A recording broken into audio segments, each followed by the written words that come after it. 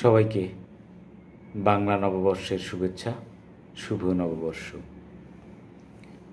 আমার কথাগুলো শোনার পরে আমাকে কেউ গেয়ে ভূত, খ্যাত, অশিক্ষিত, ব্যাকডেটেড অনেক কিছু বলতে পারেন।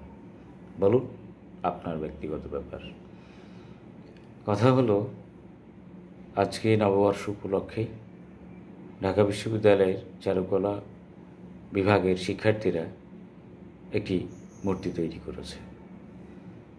মূর্তিটি সম্ভবত বিগত সরকারের ফ্যাসিস্ট হাসিনার। ছবিটি দেখে জনৈকী মহিলা মন্তব্য করলেন, এটা তার শাশুড়ির মতো।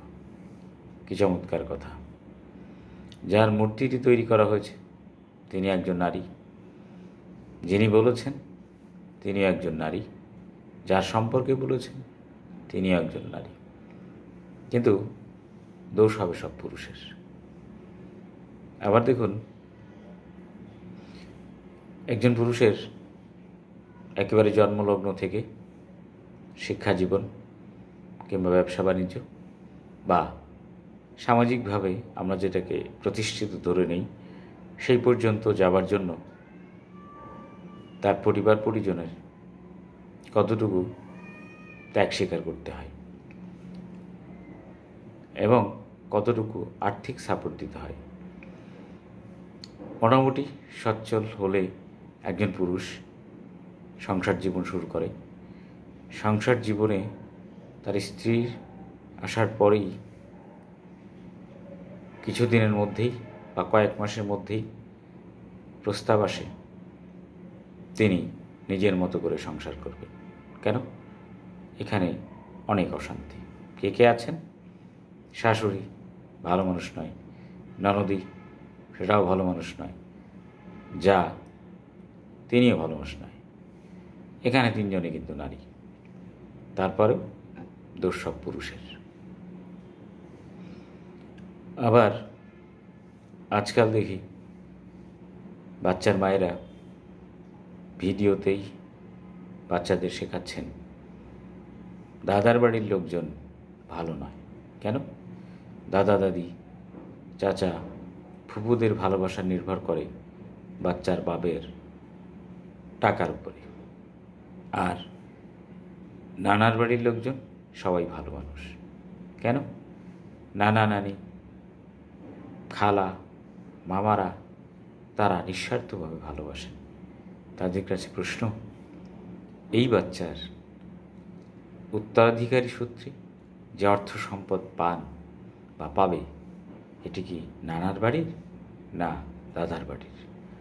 স্থায়ী ঠিকানা হিসেবে যেটা ব্যবহার করবে সেটা কি নানার বাড়ির না দাদার বাড়ির? আবার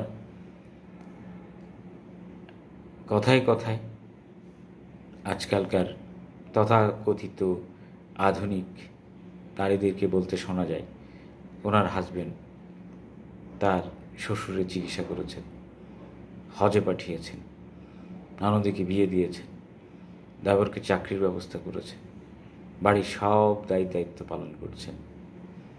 আপনার হাজবেন্ড নামক যে মানুষটা, এটা কোথায় পেলেন? ক্রয় করেছেন না ডাউনলোড করেছেন?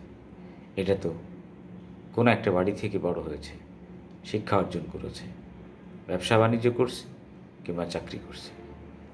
প্রতিষ্ঠিত হওয়ার পরেই না আপনার সঙ্গে সব কথা হয়েছে। তাকে কি আপনার পরিবার প্রতিষ্ঠিত করেছে? মনে হয় না। আবার এ সমস্ত কথার কোনো উত্তর দেওয়া যাবে না। উত্তর দিলেই এই পুরুষটা বোকা, খ্যাত, বুদ্ধিহীন। সেই জন্যে পুরুষদেরকে আজকাল বুদ্ধিজীবী সেজে সাজতে হয়। কথা কম বললেই নাকি বুদ্ধিজীবী। সেই জন্য পুরুষ মানুষ চুপ থাকবে। পুরুষ মানুষ আরও দুইটা কাজ করবে, জোরে হাসবেও না, জোরে কাঁদবেও না, শুধু বুদ্ধিজীবী সেজে চুপ থাকতে হবে। বাকি সব নারীরা বলবেন। আর দিন শেষে সব কিছুই তাদের অধিকারে থাকলেও সমাজ কিন্তু পুরুষ শাসিত। কি চমৎকার!